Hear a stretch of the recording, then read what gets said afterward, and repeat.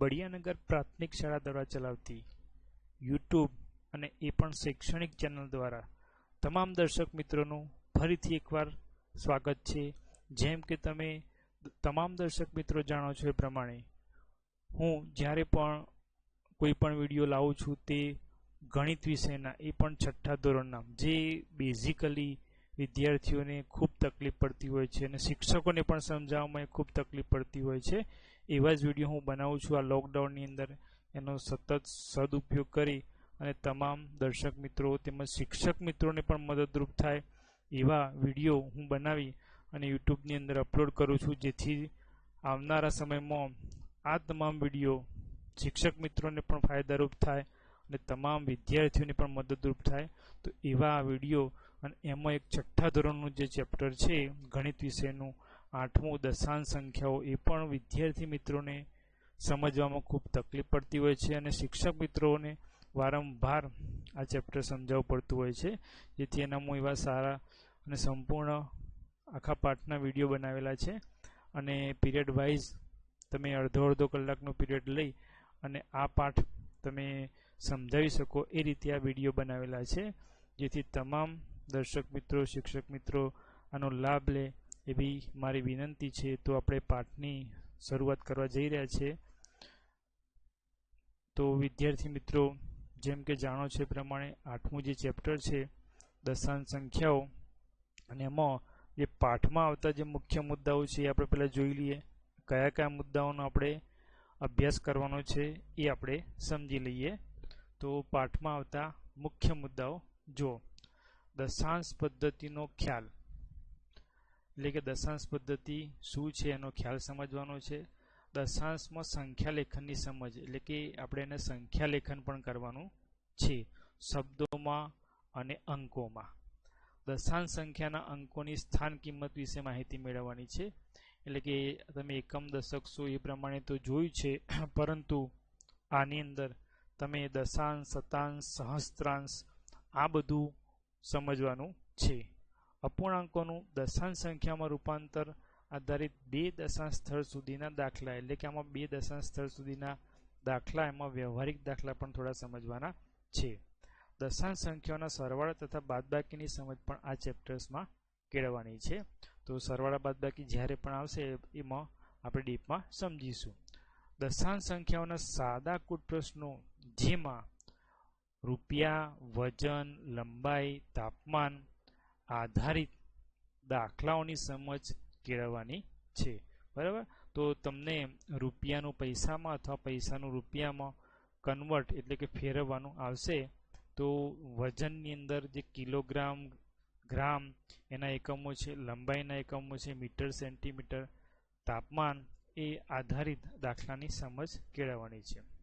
ત્યાર પછીનો મુદ્દો છે વિદ્યાર્થી મિત્રો, દાખલાની ગણતરી માટે યાદ રાખવાની મુખ્ય બાબતો કઈ છે।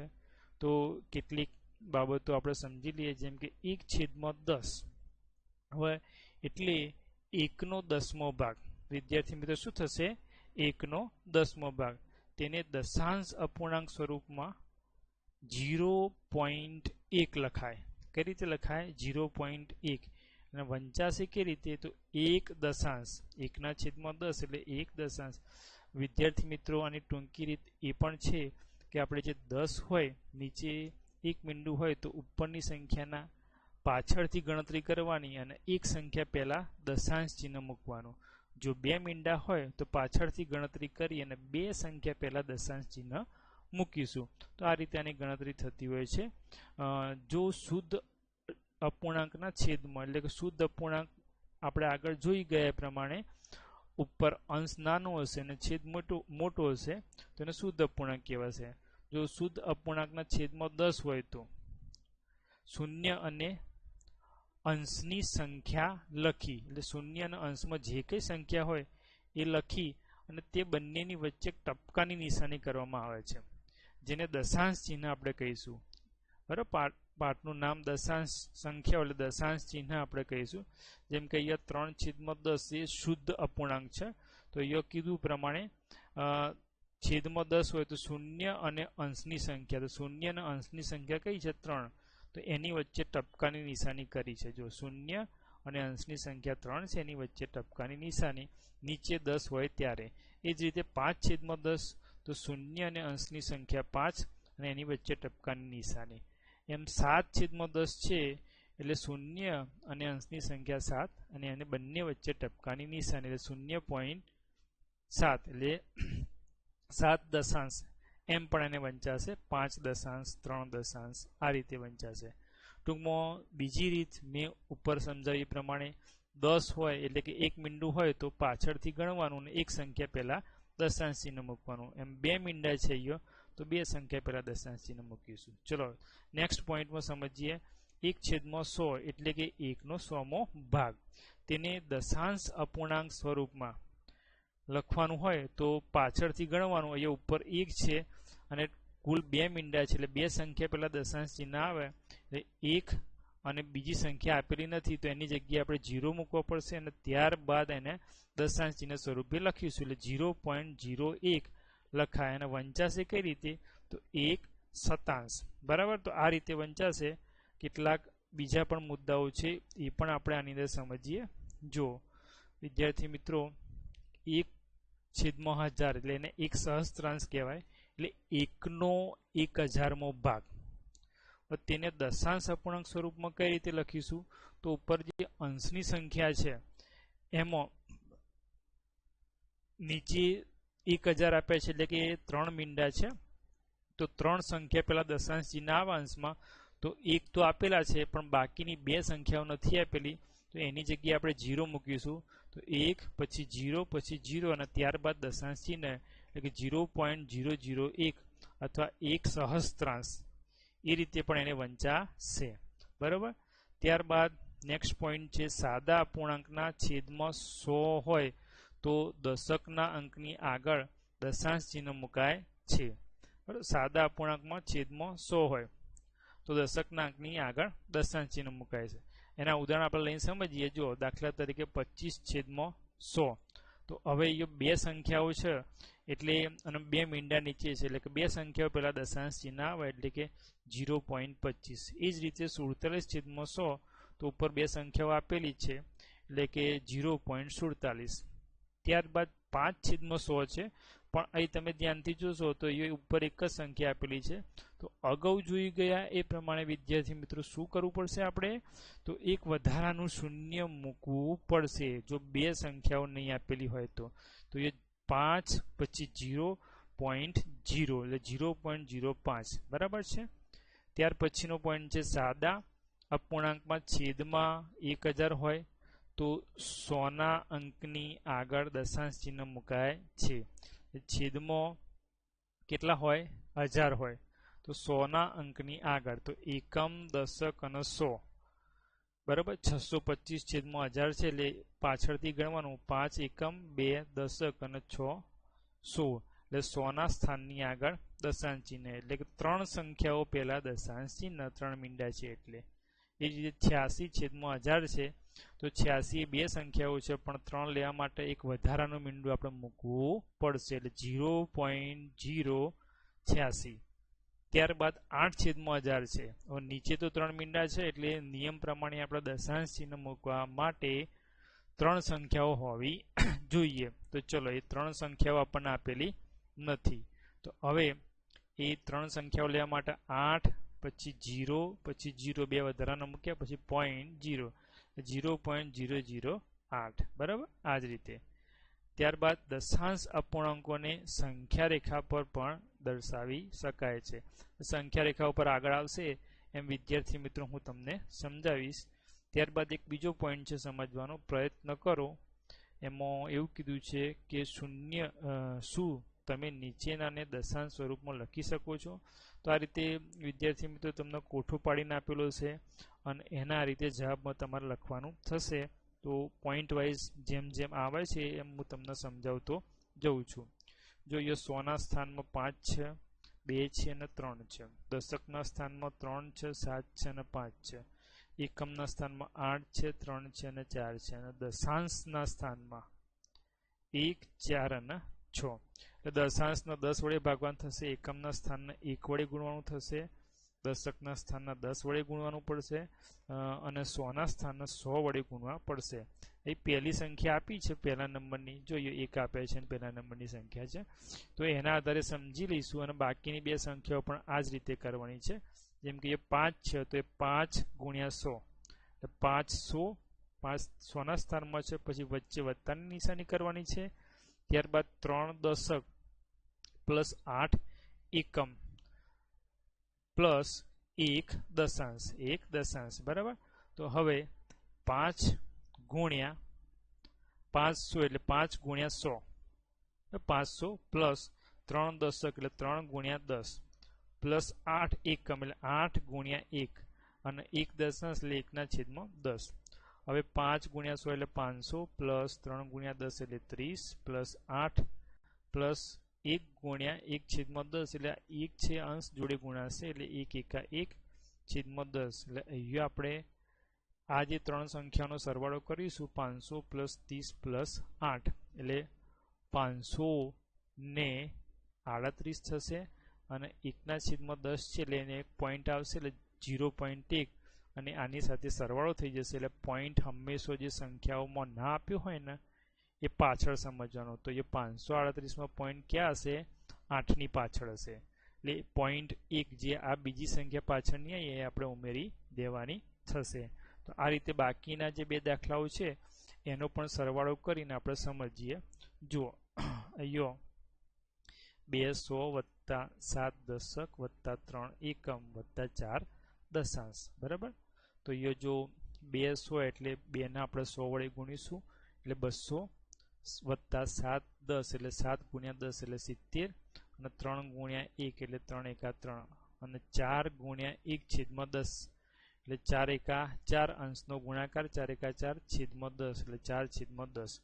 હવે આપણે શું કરીશું વિદ્યાર્થી મિત્રો? આ જે તમામ સંખ્યાઓનો સરવાળો કરીશું એટલે કે 3 70 ને 3 73 અને 200માં ઉમેરીશું એટલે 273 થશે પ્લસ 4/10. 4 શું થશે? 10. તો હવે આ જે 0.4 આવશે એ આની જોડે ઉમેરાઈ જશે એટલે 273.4, બરાબર. પાછળ દશાંશ ચિહ્ન હંમેશા પાછળ હોય, આગળ પણ સમજાવ્યું પ્રમાણે. તો અહીંયા 273.4 આવશે. બાકીનો જે ત્રીજા નંબરનો દાખલો પણ સેમ આ જ રીતનો છે, તો એ પણ સમજી લઈએ. ચલો વિદ્યાર્થી મિત્રો, તો 300 વત્તા 5 દશક વત્તા 4 એકમ વત્તા 6 દશાંશ. તો 300 એટલે 3 ગુણ્યા 100 વત્તા 5 દશક એટલે 5 ગુણ્યા 10 વત્તા 4 એકમ એટલે 4 ગુણ્યા 1 અને 6 દશાંશ એટલે 6 ગુણ્યા 1/10. હવે તમામની જે સંખ્યાઓ ગુણાકારમાં છે એની સાથે ગુણી નાખીએ. તો 3 ગુણ્યા 100 કર્યા 300 થઈ ગયા વત્તા 5 ગુણ્યા 10 એટલે 50 અને 4 ગુણ્યા 1 એટલે 4 પ્લસ 6 એ અંશ સાથે ગુણાશે 6 એકા 6/10 એટલે 6/10. અહીંયા આપણે પોઈન્ટ કાપીશું દશાંશ ચિહ્ન મૂકવા માટે 0.6 અને આ ત્રણ પહેલી સંખ્યાઓનો સરવાળો કરીશું એટલે 50માં 4 ઉમેરી એટલે 54 અને 54 એ 300 જોડે ઉમેરાશે એટલે 354 થઈ જશે અને પ્લસ જે 6/10 છે એટલે 0.6 આવશે અને એ 354 જોડે ઉમેરાઈ જશે એટલે 354.6, બરાબર.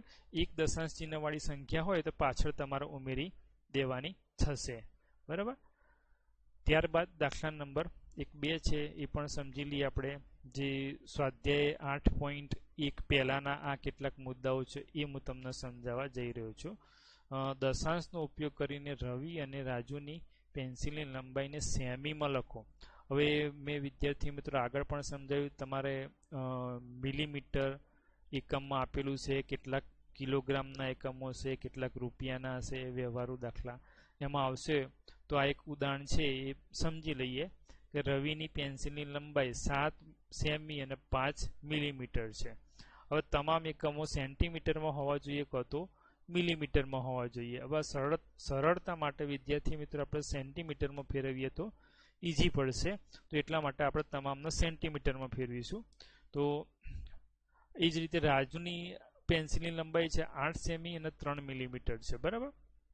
ચલો 10 મિલીમીટર એટલે 1 સેન્ટીમીટર. હવે વિદ્યાર્થી મિત્રો આપણે પેન્સિલ તમે ફૂટપટ્ટી તમારા જોડે હશે ને તો એમાં ધ્યાનથી જોજો 1 સેન્ટીમીટરની વચ્ચે 10 કાપાઓ હશે તો એ જે નાના નાના જે 10 કાપાઓ છે એ મિલીમીટરના કાપાઓ છે 0 થી 1 સેન્ટીમીટરની તમારા જોડે જે ફૂટપટ્ટી હોય એ ફૂટપટ્ટીમાં 15 સેન્ટીમીટર સુધી અંક આકેલા હોય છે એમાં 0 થી 10 એટલે કે 1 સેન્ટીમીટર વચ્ચે ઝીણા ઝીણા 10 કાપા હોય છે એ 10 કાપા એ 10 મિલીમીટર કહેવાશે એટલે કે 10 મિલીમીટર બરાબર 1 સેન્ટીમીટર એનો મતલબ હવે 1 મિલીમીટર એટલે કેટલા સેન્ટીમીટર થશે તો આ 10 છે એ નીચે ગુણાઈ જશે ભાગાકારમાં જતા રહેશે એટલે 1/10 સેન્ટીમીટર એટલે ટૂંકમાં 1 મિલીમીટર એટલે સેન્ટીમીટરનો 10મો ભાગ થશે 1/10 સેન્ટીમીટર ચલો આનો ઉપયોગ કરવાનો છે હવે આપણે આ વ્યવહારુ દાખલામાં અને સમજવાનું છે 5 મિલીમીટર એ જે 5 મિલીમીટર છે ને 3 મિલીમીટર છે તો 5 મિલીમીટર બરાબર 5 ગુણ્યા 1/10 સેન્ટીમીટર એટલે બરાબર 5/10 સેન્ટીમીટર એ જ રીતે 3 મિલીમીટર બરાબર 3 ગુણ્યા 1/10 સેન્ટીમીટર બરાબર 3/10 સેન્ટીમીટર થશે બરાબર હવે અહીંયા જોઈએ તો રવિની પેન્સિલની લંબાઈ બરાબર 7 સેન્ટીમીટર અને 5 મિલીમીટર છે એનો મતલબ 7 સેન્ટીમીટર વત્તા 5/10 કારણ કે 5 મિલીમીટર અહીંયા તમે જુઓ તો 5/10 સેન્ટીમીટર કર્યા તો બસ એ મૂકી દીધું અહીંયા તો અહીંયા 5/10 સેન્ટીમીટર 5/10 એટલે 0.5 થઈ જાય તો 7 વત્તા 0.5 એટલે 7.5 સેન્ટીમીટર થશે પોઈન્ટ છે 5 એ પાછળ ઉમેરાઈ જશે એ જ રીતે રાજુની પેન્સિલની લંબાઈ 8 સેન્ટીમીટર અને 3 મિલીમીટર છે એટલે કે 8 સેન્ટીમીટર વત્તા 3 મિલીમીટર છે અને આપણે સેન્ટીમીટરમાં કન્વર્ટ કરવા માટે 3/10 સેન્ટીમીટર બરાબર હવે આ 10 છે ભાગાકાર પોઈન્ટ લઈશું તો 0.3 થશે અને એ 8 જોડે ઉમેરાશે એટલે 8.3 સેન્ટીમીટર તો બંનેમાં તમે ધ્યાનથી જુઓ તો રવિના પેન્સિલની લંબાઈ 7.5 સેમી અને રાજુના પેન્સિલની લંબાઈ 8.3 સેમી થાય છે બરાબર છે તો વિદ્યાર્થી મિત્રો દર્શક મિત્રો આમાં તમને ખ્યાલ આવી ગયો છે હવે નેક્સ્ટ આપણે જોઈએ સંખ્યા રેખા પર દશાંશ સંખ્યાઓને આપણે કઈ રીતે દર્શાવીશું તો દશાંશ સંખ્યાઓને દર્શાવવાની એક રીત છે આ પણ એક પોઈન્ટ છે અગત્યનો 8.1 સ્વાધ્યાય પહેલા સમજી લઈએ તો 0.4 ને આપણે માનો કે સંખ્યા રેખા પર દર્શાવવું છે બરાબર છે તો આપણે શું કરીશું ચલો તો 0.4 એ 0 અને 1 ની વચ્ચે છે કારણ 0 પોઈન્ટ એટલે 0 આગળ આપ્યા હોય એટલે સમજી લેવાનું કે 0 અને 1 ની વચ્ચેની એ સંખ્યા હોય તો 0 અને 1 ની વચ્ચે આવેલી છે તો સંખ્યા રેખા પર 0 અને 1 ની વચ્ચે આપણે શું કરીશું અહીંયા 4 દશાંશ છે એટલા માટે 10 સરખા ભાગ કરીશું 10 ભાગ કરીશું બરાબર 0.4 છે અને અહીંયા 0.04 હોય તો 100 ભાગ કરવા પડે પણ એટલે સુધી આપણે જવાનું નથી માત્ર 10 ભાગમાં જ જવાનું છે તો 0 અને અહીંયા 1 છે અને 10 સરખા ભાગ કર્યા 0.1 0.2 0.3 0.4 0.5 0.6 0.7 0.8 0.9 અને છેલ્લે 1.0 એટલે કે આવી ગયા એટલે 9 માં 0.1 ઉમેર એટલે 10 થઈ જાય અને 1 પોઈન્ટ પાછળ મુકાશે એટલે 1.0 તો હવે આપણી જે સંખ્યા 0.4 છે કઈ જગ્યાએ છે તો આ રહી જો 0.4 અને એ વડે દર્શાવ્યા છે તો આ રીતે સંખ્યા રેખા ઉપર દર્શાવવાનું થશે દાખલામાં આવો એક બીજો દાખલો છે એ પણ સમજીએ 2.7 ને સંખ્યા રેખા પર દર્શાવો ચલો 2.7 તો 2 પછી આપણને કંઈક સંખ્યા આપેલી છે 7 એનો મતલબ 2 અને તેના પછીની સંખ્યા કઈ આવે 3 તો 2 અને 3 ની વચ્ચે આ સંખ્યા હશે તો 2 અને 3 ની વચ્ચે જે સંખ્યા છે તો 2 અને 3 ની વચ્ચે 10 સરખા ભાગ કરીશું તો એ જો વિદ્યાર્થી મિત્રો આ 0 છે પછી એ 1 છે અને આ 2 છે તો આપણે શું કરવાનું છે 2 અને 3 ની વચ્ચે 10 સરખા ભાગ કરવાના છે તો 2 પછી 2.1 આવે 2.3 2 આવે 2.3 2.4 2.5 2.6 2.7 2.8 2.9 અને 3.0 2.9 પછી અને આપણે જે શોધવાની છે સંખ્યા કઈ છે 2.7 તો જો 2.7 એ વડે દર્શાવેલી છે. તો આ રીતે સંખ્યા રેખા ઉપર આપણે દર્શાવવાનું થશે.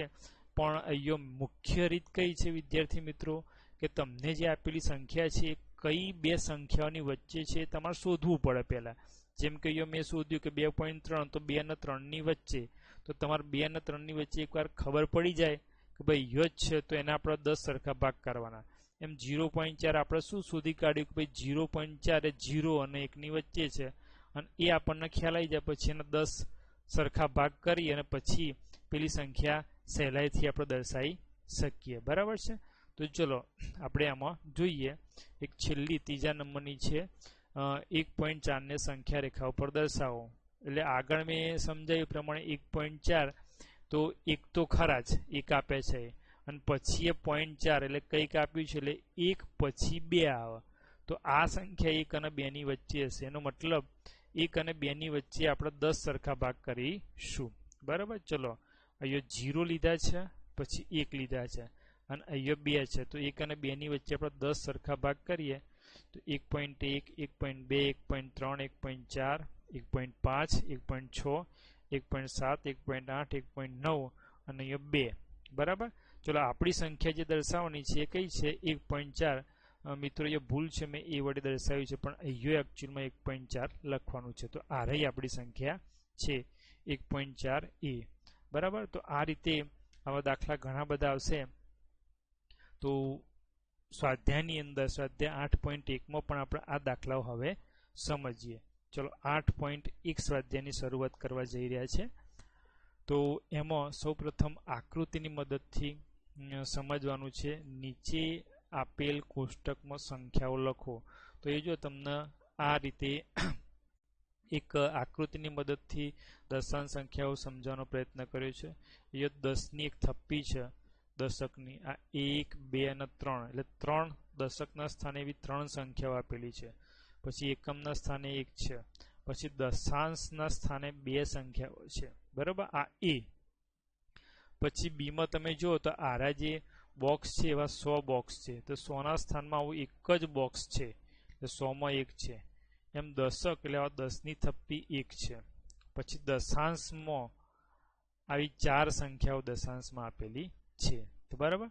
તો એમાં માનો કોઈ ગણીએ તો પેલું દશકમાં એટલે એ દશકમાં એ 3 આવશે, પછી 1 આવશે અને 2 આવશે. બરાબર. એમ બીમાં આપણે જોઈએ તો એ 100 ના સ્થાનમાં 1 આવશે, દશકના સ્થાનમાં 1 આવશે, એકમના સ્થાનમાં કંઈ જ નથી એટલે 0 આવશે, અને દશાંશના સ્થાનમાં 4 આવશે. બરાબર. તો આ રીતે આપણે એના કોઠામાં ઉમેરવાનું થશે. તો કોઠામાં સમજીએ. બરાબર. વિદ્યાર્થી મિત્રો, હું માનું છું ત્યાં સુધી ખ્યાલ આવી ગયો છે. આ 10ની થપ્પી છે એટલે કે દશકના સ્થાનમાં બી કેટલી થપ્પીઓ છે 3, એટલે કે 3 દશકમાં કહેવાય. બરાબર. પછી એકમના સ્થાનમાં 1 છે અને દશાંશના સ્થાનમાં 2 છે એટલે એ 2 લેવાના. 100મા સ્થાનમાં અહીંયા બીમાં 1 જ છે એટલે 1 લેવાના. દશકમાં એ 10 થપ્પી 1 જ છે, અને દશાંશમાં અહીંયા 4 છે એટલે 4 લેવાના. બરાબર. ચલો સમજીએ. તો એ 100મા સ્થાનમાં આગળ જોઈએ એ પ્રમાણે મેં તમને કીધું હતું કે 100મા સ્થાનમાં કંઈ જ નથી એટલે 0. પણ દશકના સ્થાનમાં અહીંયા 3 થપ્પી હતી દશકની એટલે 3 લીધા. એકમના સ્થાનમાં 1 જ હતા, અને દશાંશના સ્થાનમાં તમે જુઓ તો 2 હતા એટલે અહીંયા 3, 1 અને 2. તો 31 અને અહીંયા જે દશાંશમાં 0.2 આવશે એટલે 31.2 એ આપણને જે સંખ્યા છે એ જવાબ તરીકે આવશે. એ જ રીતે બીમાં મેં તમને કીધું કે 100 ના સ્થાનમાં એક જ આખું બોક્સ હતું. 100 ના સ્થાનમાં શું હતું? એક જ બોક્સ હતું 100ની થપ્પીનું, તો 1 આવશે. પછી દશકના સ્થાનમાં એક જ થપ્પી હતી તો એ નીચે જો 1 આવ્યા. એકમના સ્થાનમાં કંઈ જ નહોતું એટલે 0, અને દશાંશના સ્થાનમાં 4 હતા. બરાબર. તો એ 1, 1, 0 અને 4. તો એ 1, 1 એટલે 100 વત્તા 10 વત્તા 0 એટલે 110, અને એ 0.4 કારણ કે નીચે 10 છે એટલે એક દશાંશ એટલે 0.4 થાય તો 110.4 આનો જવાબ આવશે. બરાબર. એના પછી નેક્સ્ટ દાખલા નંબર 2 છે. તો એમાં તમને શું કીધું છે કે નીચેની દશાંશ સંખ્યાઓને સ્થાન કિંમતના કોષ્ટકમાં લખવાની છે, સ્થાન કિંમતના કોષ્ટકમાં. તો ચલો પહેલી સંખ્યા એ છે 19.4, બીજી સંખ્યા બી 0.3, સી 10.6, ડી 205.9. ચલો જવાબમાં પહેલા એ 19.4. તો યો 1 છે પહેલું એ દશકના સ્થાનમાં એટલે 1 ગુણ્યા 10 પ્લસ 9 એકમના સ્થાનમાં 9 ગુણ્યા 1 અને પ્લસ 4 છે એ દશાંશના સ્થાનમાં છે એટલે 4 ગુણ્યા 1 છેદમાં 10. હવે સ્થાન કિંમતને આપણે કોષ્ટકમાં નીચે પ્રમાણે દર્શાવીશું. તો ચલો 100 ના સ્થાનમાં યો કંઈ જ નથી, જો 0. એકમના સ્થાનમાં કેટલા છે? સોરી, દશકના સ્થાનમાં 1 છે. ચલો એકમના સ્થાનમાં 9 છે અને દશાંશના સ્થાનમાં કેટલા છે? 4. તો 4. બરાબર. તો આ પૂરું થઈ ગયું. બરાબર. આ રીતે આપણે દર્શાવવાનું થશે વિદ્યાર્થી મિત્રો. નેક્સ્ટ આપણે બીજો જોઈએ બી. તો 0.3. તો ચલો એમાં દશકના સ્થાનમાં કંઈ જ નથી એટલે 0 ગુણ્યા 10 પ્લસ એકમના સ્થાનમાં કંઈ નથી એટલે 0 ગુણ્યા 1 પ્લસ હવે દશાંશના સ્થાનમાં છે પોઈન્ટ પછી એક સંખ્યા છે 3 ગુણ્યા 1 છેદમાં 10. હવે આ સ્થાન કિંમતના કોઠામાં કોષ્ટક સ્વરૂપે નીચે પ્રમાણે લઈએ. તો જુઓ દશકના સ્થાનમાં 0 છે, કંઈ જ નહોતું. એકમના સ્થાનમાં 0 હતો, પરંતુ દશાંશના સ્થાનમાં 3 હતા, 3 મૂકી દીધા. આવું તમામ દાખલાઓમાં વિદ્યાર્થી મિત્રો આપણે આ રીતે કરવાનું છે. હવે તમને બહુ જ ઇઝી પડશે. ચલો સી 10.6. તો ચલો દશકના સ્થાનમાં 1 છે એટલે 1 ગુણ્યા 10 પ્લસ એકમના સ્થાનમાં 0 આપેલા છે તો 0 ગુણ્યા 1 અને દશાંશના સ્થાનમાં 6 આપેલા 6 ગુણ્યા 1 છેદમાં 10. હવે સ્થાન કિંમતના કોષ્ટકમાં આપણે લઈશું તો 100 ના સ્થાનમાં તો કંઈ છે જ નહીં એટલે 0. દશકના સ્થાનમાં 1 છે એટલે 1 મૂક્યા. એકમના સ્થાનમાં 0 કંઈ જ નથી અને દશાંશના સ્થાનમાં 6 છે, 1 છેદમાં 10 લખ્યા દશાંશ એટલે 6. બરાબર. તો આનો પણ જવાબ આવી ગયો. ચલો ડી 205.9. તો એ 2 100 ના સ્થાનમાં 2 છે એટલે 2 ગુણ્યા, કારણ કે 205.9 તો 2 ગુણ્યા 100 પ્લસ દશકના સ્થાનમાં 0 છે એટલે 0 ગુણ્યા 10 પ્લસ એકમના સ્થાનમાં 5 છે એટલે 5 ગુણ્યા 1 અને દશાંશના સ્થાનમાં 9 છે એટલે 9 ગુણ્યા 1 છેદમાં 10. હવે આ સ્થાન કિંમતના કોષ્ટકમાં પણ નીચે પ્રમાણે લઈશું. તો ચલો 100 ના સ્થાનમાં 2 છે તો જો 2 લઈ લીધા. દશકના સ્થાનમાં 0 છે એટલે 0 લઈ લીધા. એકમના સ્થાનમાં 5 છે એટલે 5 લઈ લીધા અને દશાંશના સ્થાનમાં 9 છે એટલે 9 લઈ લીધા. તો આ નો જવાબ પણ આવી ગયો. હવે એક 10મા નંબરનો જે દાખલો અહીંયા દાખલા નંબર 3 લઈએ. ત્રીજા દાખલામાં બહુ સહેલું છે, ખાલી નીચેના દરેકને દશાંશ સ્વરૂપે લખો. એટલે તમને શબ્દોમાં આપેલું છે અને અંકોમાં લખવાનું છે. તો 7 દશાંશ એ, બી 2 દશક અને 9 દશાંશ, સી 14.6, ડી 100 અને 2 એકમ, ઈ 600.8. બરાબર. આને આપણે અંકોમાં લખવાનું છે. ચલો જવાબમાં જોઈએ. પહેલું એ 7 દશાંશ તો બરાબર 7 છેદમાં 10 એટલે 0.7 આ રીતે લખાશે. બી 2 દશક અને 9 દશાંશ તો 2 ગુણ્યા 10 તો 2 દશક અને એટલે પ્લસ 9 દશાંશ 9 છેદમાં 10 અને 2 ગુણ્યા 10 એટલે 2 દાન 20 પ્લસ 0.9 તો 20.9. ચલો સી 14.6 તો 14.6. ડી 100 અને 2 એકમ તો 100 વત્તા 0 દશક વત્તા 2 એકમ પ્લસ 0 દશાંશ, દશાંશમાં કોઈ છે નહીં. 100 એટલે 100 અને 0 દશક એટલે 0, 2 એકમ એટલે 2 પ્લસ 0 છેદમાં 10 0 દશાંશ એટલે 100 ને આ બધાનો સરવાળો કરીશું 102 અને પાછળ 0.0 કઈ છે ને એટલે 0.0 અને છેલ્લું ઈ 600.8 બરાબર 600.8 બરાબર. તો આ રીતે આના શબ્દોમાં લખ્યું.